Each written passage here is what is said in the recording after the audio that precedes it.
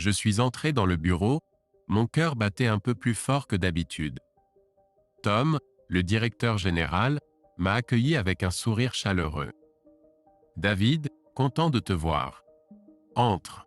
En entrant, mon regard est immédiatement tombé sur l'homme assis en face du bureau de Tom. Nos yeux se sont croisés et j'ai senti le sang quitter mon visage. C'était William Taylor, l'homme qui avait autrefois brisé ma vie en morceaux. L'expression de William reflétait mon propre choc et incrédulité. Sa mâchoire se contracta et je pouvais voir le muscle de sa joue tressaillir. De toute évidence, il était tout aussi pris au dépourvu que moi par cette réunion inattendue. « David, je te présente William Taylor », dit Tom joyeusement, ignorant la tension qui crépitait entre nous. Sa société est très intéressée par nos nouveaux modèles de boîte de vitesse. J'ai forcé un sourire crispé, mes dents grinçaient presque ensemble. Nous nous sommes déjà rencontrés, ai-je réussi à dire entre mes dents serrées. Les sourcils de Tom se froncèrent de confusion, mais il ne creusa pas. Magnifique. Eh bien, William espérait que tu pourrais lui faire visiter notre usine de production. Mes poings se sont serrés le long de mon corps alors que je luttais contre l'envie de dire à Tom exactement où il pouvait se mettre cette visite. Mais je savais que je devais garder mon calme, du moins pour l'instant. Bien sûr, dis-je, ma voix tendue. Suivez-moi, Monsieur Taylor. Alors que nous sortions dans le couloir, je me suis retourné vers William, incapable de contenir plus longtemps ma colère. Que diable fais-tu ici? Ai-je sifflé, pointant un doigt vers sa poitrine. William leva les mains en signe de défense. Je ne savais pas que tu travaillais ici, David. Crois-moi, si j'avais su, je serais resté à l'écart. J'ai pouffé, secouant la tête d'incrédulité. Tu as vraiment du culot de te montrer devant moi après ce que tu as fait. Le souvenir de ce jour fatidique où mon monde s'est effondré autour de moi m'a submergé. La douleur, la trahison, la dévastation totale, tout cela semblait aussi cru que si cela s'était produit hier. L'expression de William s'adoucit, et pendant un instant, j'ai cru voir un véritable remords dans ses yeux. David, je suis désolé. Je sais que les excuses ne suffisent même pas à couvrir cela, mais je le suis vraiment. Je n'ai jamais voulu te blesser de cette façon-là. Je serrais les dents, luttant pour maîtriser mes émotions. Garde ça pour toi, William. Je ne veux pas entendre tes excuses. Sur ces mots, je me retournai brusquement et commençai à marcher vers l'atelier de production, laissant William me suivre dans mon sillage. Cette visite allait être longue et pénible. Je dévalais le couloir, mes bottes résonnant sur le sol carrelé. Mon esprit repartit vers ces jours sombres où ma vie avait été déchirée par la trahison de Jenny. Fraîchement diplômé de l'université, j'avais été attiré par l'armée d'une manière que je n'avais jamais envisagée. 3 ans dans les Royal Engineers m'avaient endurci et j'étais parvenu au grade de capitaine. La camaraderie et le sentiment de dessein étaient addictifs, mais au fond de moi, je savais que je ne pouvais pas en faire une carrière. L'idée de prendre une vie, même au combat, ne me convenait tout simplement pas. J'avais donc rangé mon uniforme et trouvé un emploi dans l'industrie des véhicules blindés. Mon expérience militaire et mes compétences en ingénierie étaient un mariage parfait. C'est là que j'ai rencontré Jenny, une superbe rousse qui travaillait comme assistante de mon patron. Elle n'avait que 19 ans à l'époque, mais il y avait quelque chose en elle qui m'a tout de suite captivé. Avant que je m'en rende compte, nous étions mariés et attendions notre premier enfant. Je me souviens de la joie pure que j'ai ressentie lorsque Jenny m'a annoncé la nouvelle. Berçant son ventre, j'ai promis à ce petit être que j'allais être le meilleur père que ce monde ait jamais connu. Mais ce rêve s'est effondré autour de moi lorsque Jenny a avoué, les larmes coulant sur son visage, que le bébé pourrait ne pas être le mien. Elle avait eu une liaison avec son patron, ce salaud de William Taylor. La révélation m'a frappé comme un train de marchandises, me laissant haletant. Je peux encore voir la scène clairement, des portes qui claquent, des accusations qui fusent, les supplications de Jenny tombant dans le vide. Dans un tourbillon d'angoisse, J'ai fourré mes affaires dans un sac de voyage et je suis sorti en trombe, l'anneau qu'elle m'avait donné résonnant sur le sol. Le lendemain matin, j'ai retrouvé la femme de William et tout lui ai exposé. Le regard de désolation sur son visage me hante encore à ce jour. Ainsi, 2 mariages se sont effondrés en poussière à cause des actes égoïstes d'une seule femme. Alors que la poussière retombait, je me suis retrouvé seul, ma vie en ruine. J'aurais dû confronter William à ce moment-là, juste le saisir par le col et libérer toute cette rage refoulée. Mais je ne l'ai pas fait. Au lieu de cela, j'ai serré les poings et serré les dents, le regardant s'éloigner comme le lâche qu'il était. Parfois, je me demande si j'ai fait le bon choix. Peut-être qu'une bonne correction à l'ancienne m'aurait apporté la clôture dont j'avais besoin. Mais il est trop tard pour ça maintenant. Tout ce que je peux faire, c'est essayer de rassembler les morceaux et avancer. Après avoir quitté l'armée, je me suis retrouvé complètement perdu. Sans perspective d'emploi et sans réel plan, j'ai même envisagé à un moment de rejoindre la Légion étrangère française. Heureusement, j'ai repris mes esprits avant de faire quelque chose d'aussi stupide. Pourtant, j'étais au bout du rouleau, alors j'ai contacté un ancien collègue de mes jours militaires, un ex-soldat bourru nommé Karl. « Que diable t'est-il arrivé, Jones ?» m'a salué Karl au téléphone, son ton aussi direct que toujours. « La dernière fois que j'ai entendu parler de toi, tu étais une étoile montante dans l'armée. » J'ai soupiré, passant une main dans mes cheveux. « C'est une longue histoire, Karl. Les choses ne se sont tout simplement pas passées comme je l'avais prévu. » Il y a eu une pause à l'autre bout du fil, et un instant, j'ai cru qu'il pourrait offrir quelques mots de sympathie ou d'encouragement. Mais c'était Karl, un homme qui avait vu et fait des choses qui retourneraient l'estomac de la plupart des gens. « Eh bien, tu as toujours été un sacré bon tireur, a-t-il finalement déclaré.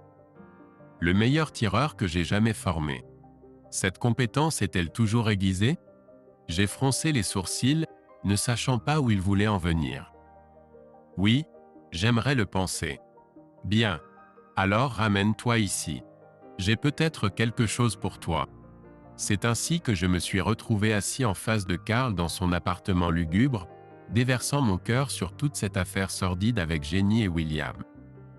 À son crédit, Karl n'a pas bronché ni offert de platitude.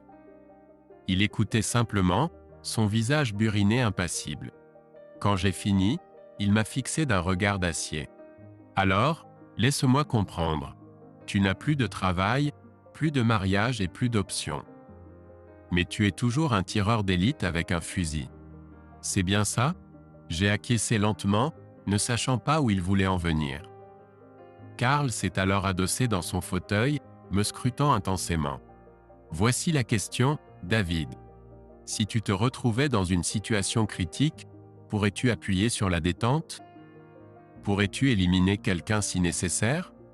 Mon esprit est revenu à ses premiers jours dans l'armée, regardant à travers ma lunette des cibles humaines sur le champ de tir. Pendant une fraction de seconde, j'ai vu le visage suffisant de William dans ma ligne de mire, et une vague de colère a surgi en moi. Oui, ai-je dit, ma voix basse et assurée. Je pourrais le faire. Les lèvres de Karl se sont courbées en un léger sourire. Alors j'ai un travail pour toi, mon ami. Comment aimerais-tu devenir un mercenaire ? C'est ainsi que je me suis retrouvé à mi-chemin à travers le monde, faisant partie d'une équipe multinationale chargée de protéger un roi du Moyen-Orient. Notre mission était de surveiller et d'entretenir tout l'équipement de sa garde rapprochée, véhicules blindés, équipements de communication, et ainsi de suite. Au début, cela semblait être une partie de plaisir. Nous nous entraînions le jour, faisions des exercices et des vérifications d'entretien, puis passions nos nuits à boire et à jouer en ville. De l'argent facile pour un ancien capitaine comme moi. Mais ensuite, tout a dérapé. Une nuit, un transport de troupes blindées a foncé à travers les portes du palais, et tout a basculé. Des soldats lourdement armés ont déferlé, tirant des balles partout alors qu'ils tentaient de submerger les gardes du roi. Mon unité et moi avons été pris au dépourvu, mais nous n'avons pas hésité. 3 mécaniciens et moi nous sommes positionnés sur le côté et avons commencé à tirer pour les contenir. J'étais aussi calme et concentré que jamais, déchargeant des coups après des coups de mon arme de poing et abattant les assaillants avec une précision implacable. À la fin, nous avons réussi à repousser l'assaut. Alors que la fumée se dissipait, le commandant de l'unité m'a tapé sur l'épaule, un regard de respect dans les yeux.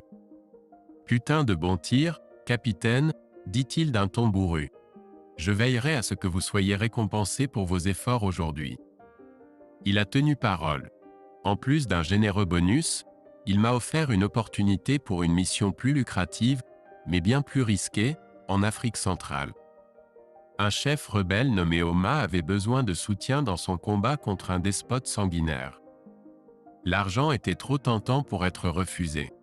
Avec un sourire ironique, j'ai accepté le travail et je me suis mis en route pour ma prochaine destination, faisant escale à Dubaï en chemin pour profiter des plaisirs que ma nouvelle carrière m'offrait. Après une longue journée d'entraînement et de préparation pour la mission à venir, je suis retourné à mon hôtel, prêt à me détendre. Une bonne douche chaude et un bon dîner dans l'un des restaurants chics de l'hôtel semblaient être le moyen parfait de passer une autre nuit dans cette ville luxueuse. Mais alors que je traversais le hall bondé, mon regard s'est posé sur la femme la plus exquisément belle que j'ai jamais vue. Elle était indienne, avec une peau d'olive riche, des yeux sombres qui semblaient brûler, et des courbes délicieuses qui me faisaient saliver. Nos regards se sont croisés, et j'ai ressenti une étincelle instantanée. Jetant la prudence au vent, je me suis approché d'elle en lui adressant mon sourire le plus charmant. « Excusez-moi, mademoiselle. Je n'ai pas pu m'empêcher de vous remarquer de l'autre côté de la pièce. » Elle a arqué un sourcil parfaitement sculpté, me dévisageant de haut en bas, ce qui a accéléré les battements de mon cœur. « Vraiment ?» murmura-t-elle, sa voix comme du miel liquide. « Et qu'est-ce qui a attiré votre regard, exactement ? » « Votre beauté, bien sûr, répondis-je avec aisance. « Je m'appelle David, au fait. »« Et vous êtes ?»« Annika, dit-elle, ses lèvres pleines s'étirant en un sourire coquet. « Je viens du Kerala. » Nous avons entamé une conversation facile, échangeant des histoires et riant autour de verres. À un moment donné, Annika a tendu la main pour caresser la cicatrice sur ma joue du bout d'un doigt délicat. « Et comment as-tu eu ça, David ? Ne me dis pas que tu es un séduisant agent secret. » J'ai ri, me surprenant en disant la vérité du moins en partie. En fait, c'est d'une balle de terroriste. Risque professionnel, pourrait-on dire. Ses yeux se sont écarquillés, un mélange de choc et d'intrigue traversant son visage. Diantre, tu es un homme dangereux, n'est-ce pas ? Il faudra que je voie le reste de tes cicatrices de bataille un jour. Je serais ravi de te les montrer, murmurai-je en m'approchant. Mais certaines sont dans des endroits que je ne peux pas révéler en public. Les joues d'Annika rougirent, mais elle ne recula pas devant le défi. Eh bien, monsieur l'homme dangereux, pourquoi ne m'emmènes-tu pas quelque part de plus privé ? Avec un sourire carnassier, je pris sa main et l'entraînai hors du hall bondé, mon cœur battant d'anticipation. Mais juste au moment où nous atteignîmes l'entrée de l'hôtel, un homme costaud en costume se dressa sur notre chemin. « Capitaine Jones ?» dit-il d'un ton bourru, regardant Annika avec dégoût. « Je suis Mike. Carl m'a envoyé te chercher. Un avion vous attend à l'aéroport. » Je ressentis une vague de frustration, mes projets de nuit torride avec Annika s'effondrant devant mes yeux. Mais je savais qu'il valait mieux ne pas contester les ordres de Carl. « D'accord, d'accord, soupirai-je, serrant la main d'Annika avec des excuses. « Donne-moi juste une minute pour dire au revoir. » Mike secoua la tête. « Vos bagages sont déjà dans la voiture, et 2 autres gars vous cherchent. Nous devons bouger. » Les yeux d'Annika s'écarquillèrent alors que la réalisation s'installait. « Donc cette cicatrice était vraiment due à une balle ?» murmura-t-elle, une pointe d'admiration dans sa voix. Je lui fis un clin d'œil espiègle. Elle m'a presque raté, d'ailleurs. Mais bon, au moins j'ai eu l'occasion de rencontrer une belle femme avant de repartir. Avec un pincement de regret, Je m'inclinai et déposai un baiser brûlant sur ses lèvres pulpeuses, me permettant un bref goût des plaisirs auxquels je renoncerais. Alors que nous nous séparions, Annika glissa une carte de visite dans ma main. « Si tu repasses un jour à Dubaï, tu ferais mieux de me contacter, » dit-elle, sa voix teintée de promesses. Je gère l'un des meilleurs restaurants de la ville. Le cœur lourd, je l'ai regardé disparaître dans la foule, déjà en deuil de ce qui aurait pu être. Mike m'a conduit dans une Mercedes élégante, et nous nous sommes éloignés de l'hôtel, laissant les lumières scintillantes de Dubaï derrière nous. Le trajet jusqu'à l'aéroport s'est déroulé dans un silence tendu. Un autre homme était assis sur le siège passager avant, et il s'est tourné vers moi avec un regard évaluatif. « Cette femme avec qui tu étais, Annika, ce n'est pas juste une employée de restaurant, tu sais. Sa famille possède l'une des plus grandes chaînes à Dubaï, avec des succursales partout dans le monde. » J'ai cligné des yeux de surprise, réalisant que j'avais découvert une connexion bien plus précieuse que je ne l'avais imaginée. Pourtant, il n'était pas utile d'y penser maintenant. J'avais un travail à faire, peu importe à quel point j'aurais aimé rester et explorer les choses avec la captivante Annika. Nous sommes arrivés dans un coin isolé de l'aéroport, où un vieux avion d'Europe de l'Est qui semblait appartenir à un musée attendait sur le tarmac. Un pilote hirsute qui semblait aussi ancien que l'appareil m'a regardé avec un sourire édenté. « Tu dois être Jones, » dit-il avec un fort accent slave. « Je suis Vladimir. Bienvenue à bord. » J'ai regardé l'avion branlant avec appréhension. « Tu te moques de moi, Karl. Cette chose semble avoir pu voler pendant la Seconde Guerre mondiale. » Vladimir a laissé échapper un rire sifflant. « Ne t'inquiète pas, mon ami. Cet oiseau a encore beaucoup de vie en lui. » Fidèle à sa parole, le vieux coucou a rugi et a pris son envol avec une grâce surprenante. Pendant des heures, nous avons bourdonné à travers la nuit, le seul son étant le vrombissement des moteurs.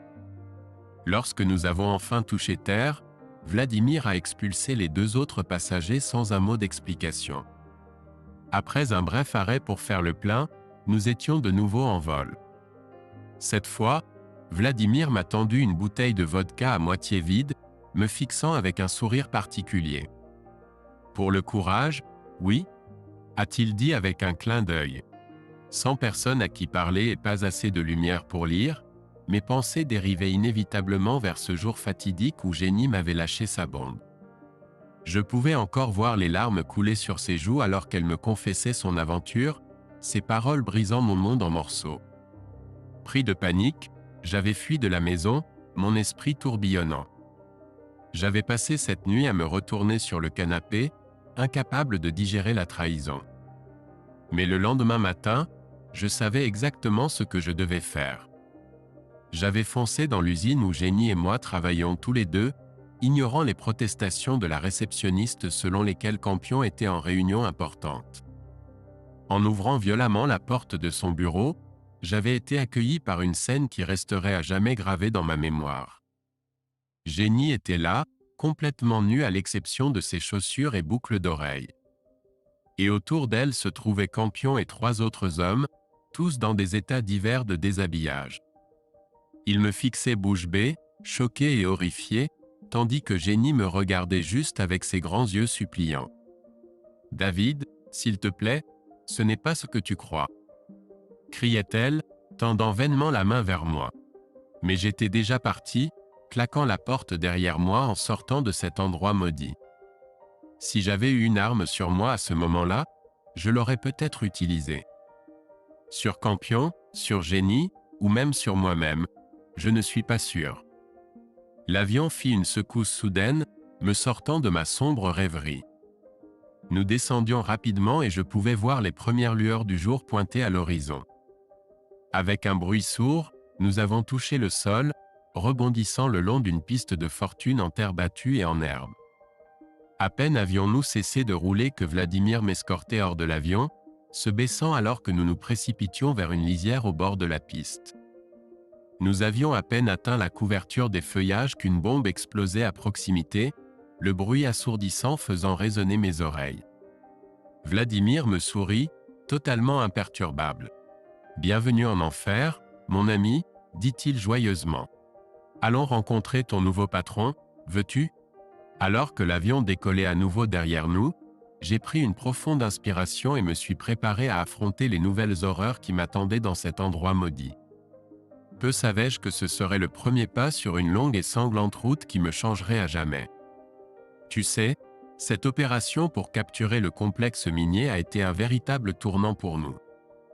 Certes, nous avions eu notre lot de escarmouches et de victoires en chemin, mais celle-ci semblait différente, comme si nous prenions enfin un réel élan contre ces voyous.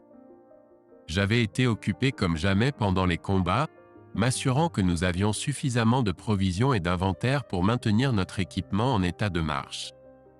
Mais une fois la poussière retombée et le complexe sécurisé, Oma lui-même est venu vers moi pour me féliciter. « Capitaine Jones », a-t-il tonné, me tapant sur l'épaule avec ce grand sourire éclatant. « Tes tactiques pour surprendre cette force ennemie étaient brillantes, mon ami. » Absolument brillantes. J'ai simplement haussé les épaules, comme d'habitude. Pure chance, Oma. On les a pris de court, c'est tout. Mais il n'a pas voulu entendre parler de ma modestie. Absurdité. Il s'agit d'une victoire stratégique, et je veillerai à ce que le communiqué de presse le reflète. En fait, considère-toi en lice pour une prime, mon ami. On ne peut pas refuser de l'argent supplémentaire, n'est-ce pas? Alors j'ai joué le jeu, laissant Oma raconter n'importe quelle histoire sur mes prétendues, brillantes tactiques. Eh bien, tant que les chèques étaient encaissés, j'étais heureux d'être son humble génie militaire. Bien sûr, il y avait d'autres distractions autour de notre base opérationnelle, si tu vois ce que je veux dire. On ne peut pas avoir autant de soldats concentrés au même endroit sans que quelques filles de joie ne s'installent à proximité. Pas que je m'y adonnais beaucoup, ce genre d'histoire ne mène qu'à des ennuis d'après mon expérience. Enfin, sauf peut-être quelques fois où j'avais envie de jouer le héros conquérant. Mais je n'oublierai jamais le jour où nous sommes arrivés dans la ville capitale après cette victoire minière. J'étais tranquillement installé dans ce petit bar miteux, savourant une bière fraîche, quand le cri d'une jeune femme a percé le brouhaha. Jetant un coup d'œil, j'ai vu un groupe de nos propres hommes devenir un peu trop entreprenant avec cette pauvre fille, l'acculant dans un coin. Je ne suis pas un preux chevalier, loin de là. Mais il y a une limite à ne pas franchir, même en plein milieu d'une zone de guerre. Alors je me suis levé, me suis dirigé vers les gars et ai attrapé le meneur par l'épaule. « Recule, mon pote », grognai-je, lui donnant une poussée. La dame n'est pas intéressée. Eh bien, ils n'ont pas pris cela très gentiment. Tout le groupe s'est retourné contre moi, se préparant à en découdre sur place. J'avoue, ma main a effleuré le pistolet à ma hanche, prête à rendre la situation bien plus laide si nécessaire. Mais à ce moment-là, la porte du bar s'est ouverte en grand, et c'est Thomas en personne qui est entré d'un pas assuré. Il a jeté un coup d'œil à la confrontation et a immédiatement tonné « Assez ». Les hommes se sont figés, leurs yeux s'écarquillant en reconnaissant notre chef intrépide. Oma les a fixés d'un regard cinglant. « C'est l'officier qui a sauvé vos peaux sans valeur la semaine dernière », a-t-il grondé. « Et vous le remerciez en vous comportant de manière honteuse devant lui? Hors de ma vue, tous autant que vous êtes. » Ils se sont dispersés comme des cafards, me laissant seul avec Oma et la fille, qui tremblait comme une feuille. L'expression d'Oma s'est adoucie lorsqu'il s'est tourné vers elle. « Vous êtes en sécurité maintenant, mademoiselle. Le capitaine ici présent vous conduira dans un endroit sûr. » Avec un signe de tête reconnaissant, la jeune fille s'est approchée de moi, encore secouée.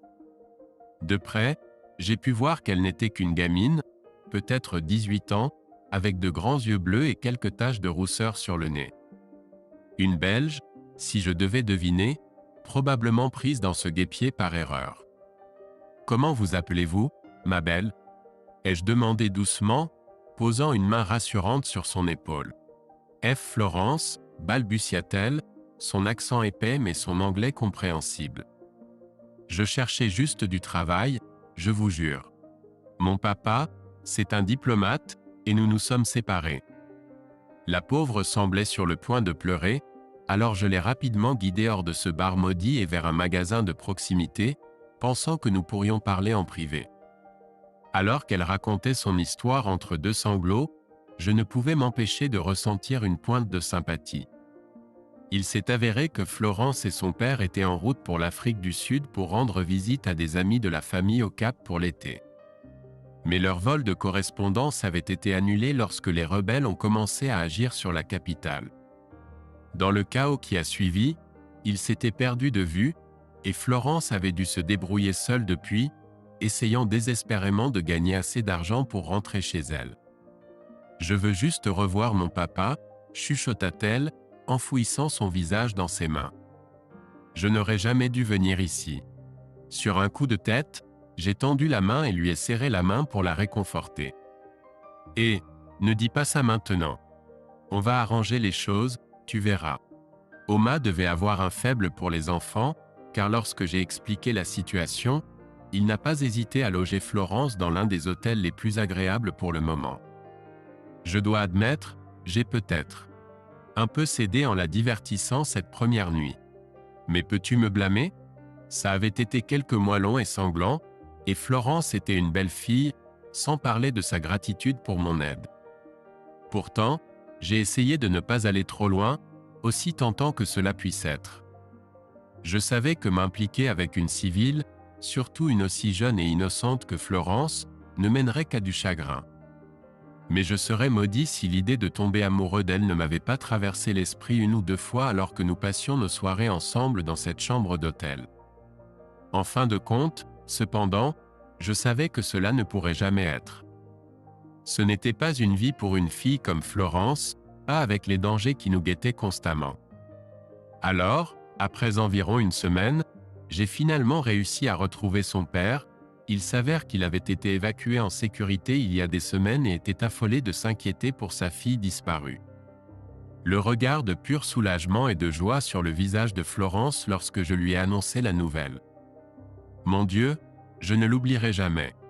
Et la façon dont elle a jeté ses bras autour de moi, parsemant mes joues de baisers reconnaissants, eh bien, cela a presque fait fondre le cœur de cette vieux cynique. Je ne vais pas mentir, il m'a fallu presque un mois de salaire pour lui obtenir un billet pour sortir de cet endroit maudit.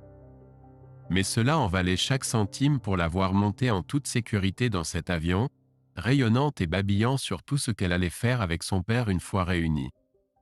Alors que je regardais cet avion disparaître à l'horizon, j'ai ressenti un étrange sentiment de paix m'envahir. Peut-être avais-je enfin accompli une bonne action dans cette vie, une petite lueur au milieu de toute l'obscurité dans laquelle je m'étais enfermé. Et qui sait, si j'avais de la chance, peut-être aurais-je l'occasion d'être à nouveau cette lumière un jour. Je ne savais pas à quel point cette lumière brillerait finalement. Mais nous nous emballons un peu. Comme je l'ai dit, c'était juste le premier pas sur un long chemin sinueux qui m'emmènerait dans des endroits incroyables et me présenterait à des gens incroyables aussi. Alors me voilà, face à William Taylor pour la première fois depuis des années. Mon vieil ennemi, l'homme qui avait brisé ma vie et m'avait poussé à devenir mercenaire en premier lieu. Rien que de revoir son visage suffisant me mettait hors de moi. J'ai essayé de garder mon calme en lui faisant visiter notre usine de production, mais ce n'était pas facile.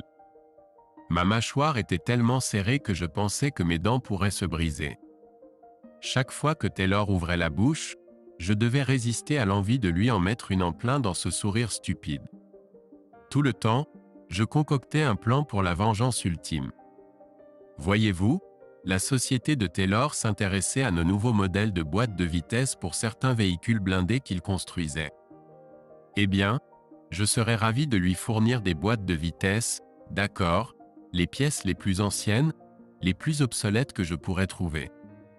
J'ai exposé tout le plan à mon patron Tom, pensant qu'il s'amuserait à ridiculiser un vantard arrogant comme Taylor. À ma surprise, Tom n'était pas exactement ravi de mon petit plan de sabotage. Il a dit que cela pourrait nous exposer à des ennuis juridiques si Taylor en prenait vent. Mais quand je lui ai rappelé l'histoire de Taylor, comment il avait eu une liaison avec ma femme Jenny et avait laissé nos deux mariages en ruine, eh bien, cela a changé rapidement la vie de Tom. Avec un soupir résigné, il a accepté de me laisser gérer les choses à ma manière.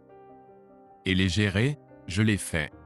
Au moment où la société de Taylor a passé une commande de plus de boîtes de vitesse, je me suis assuré d'expédier les modèles les plus anciens et les plus médiocres que nous avions en stock. J'ai également augmenté les prix, juste pour lui donner un coup de pied supplémentaire. Lorsque Taylor est entré furieux dans mon bureau, fulminant à propos de la mauvaise qualité et menaçant d'intenter une action en justice, je pouvais à peine contenir mon sourire. Je me suis simplement assis, calme et décontracté, et je lui ai expliqué comment nous avions des problèmes d'approvisionnement en raison d'un embargo avec un fabricant américain. J'ai pu voir la réalisation se dessiner lentement sur le visage de Taylor pendant que je parlais, ce regard suffisant se transformant en une expression de colère et d'humiliation. Pendant un moment, on aurait dit qu'il allait essayer de me frapper. Mais ensuite, j'ai lâché la vraie bombe.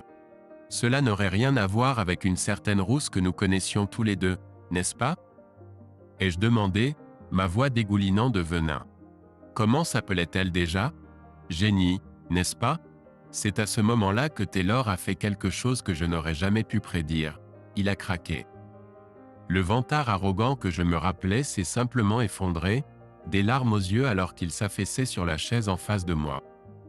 Tu ne comprends pas, a-t-il sangloté, enfouissant son visage dans ses mains. Jenny, elle m'a aussi trompé, tu sais. Encore et encore avec l'un de mes fournisseurs. J'aimais cette femme, et elle m'a juste. Elle m'a détruit. Eh bien, parle de se faire couper l'herbe sous le pied. Me voilà, prêt à libérer des années de colère rentrée et de ressentiment sur ce type, et lui, il était juste, brisé. À ce moment-là, je me sentais comme un parfait imbécile. Les jours suivants ont été gênants, pour le moins qu'on puisse dire. J'ai essayé de recentrer nos conversations sur les affaires, mais Taylor semblait presque désespéré de ressasser cette vieille blessure avec Jenny. Peut-être avait-il juste besoin de tout déballer après l'avoir porté si longtemps sur ses épaules. Finalement, cependant, nous avons réussi à laisser ce désordre derrière nous et à commencer à travailler ensemble comme des professionnels. Il s'est avéré que l'entreprise de Taylor était prête pour un rachat, et j'avais justement acquis une participation majoritaire dans JS Components auprès du vieux Tom. Une chose en entraînant une autre, avant même que je m'en rende compte, j'étais le nouveau propriétaire majoritaire de l'entreprise de Taylor aussi. À partir de là, c'était comme si le passé n'avait plus d'importance. Voilà deux gars qui avaient été trompés et avaient eu le cœur brisé par la même femme. Mais au lieu de nous diviser, cela nous a étrangement rapprochés. Drôle comment la vie se déroule parfois. Bien sûr, j'avais toujours cette petite affaire inachevée de mes jours de mercenaire qui me trottait dans la tête. Une belle femme indienne qui gérait un restaurant haut de gamme à Mumbai.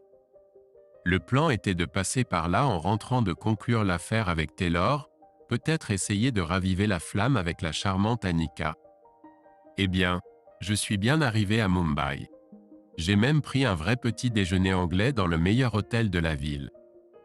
Mais suis-je allé au restaurant d'Annika comme je l'avais promis toutes ces années auparavant? Bien sûr que non, parce que c'est à ce moment-là qu'un autre joli visage est apparu et m'a immédiatement distrait de ma mission. On ne peut pas blâmer un gars d'être un romantique invétéré, n'est-ce pas? Pourtant, je ressens une pointe de regret quand je repense au fait que je n'ai tout simplement jamais réussi à retourner voir Annika. C'était une femme exceptionnelle, et Dieu sait que j'aurais pu avoir besoin de quelqu'un comme elle à mes côtés à travers toute la folie qui a suivi. Mais c'est la vie, comme on dit. Peut-être que ce n'était tout simplement pas destiné à être. Ces jours-ci, cependant, je ne peux pas me plaindre le moins du monde. Il s'avère que m'éloigner d'Annika il y a toutes ces années était la meilleure chose à faire, car cela m'a laissé libre de trouver le véritable amour de ma vie, ma femme, Isabelle. Elle est quelques années plus jeune que moi, magnifique à souhait, avec un sourire qui fait toujours battre mon cœur un peu plus vite à chaque fois que je le vois. Nous avons une petite fille incroyable ensemble, Florence, qui vient de fêter ses 2 ans. Assez drôle, nous l'avons nommée d'après cette pauvre fille belge que j'ai aidée il y a toutes ces années pendant mes jours de mercenaire. Cela semblait juste, tu sais? comme si tout était revenu à son point de départ ou quelque chose comme ça. Et comme si cela ne suffisait pas, Isabelle attend un autre petit bout, un garçon cette fois-ci. Nous avons hésité sur les prénoms, essayant de décider si nous devrions choisir Mike en hommage à moi-même, ou Jean-Paul en l'honneur du père d'Isabelle. De toute façon, il aura une sacrée grande sœur à admirer en la personne de Florence. Alors oui, je dirais que ces jours-ci, je m'en sors plutôt bien.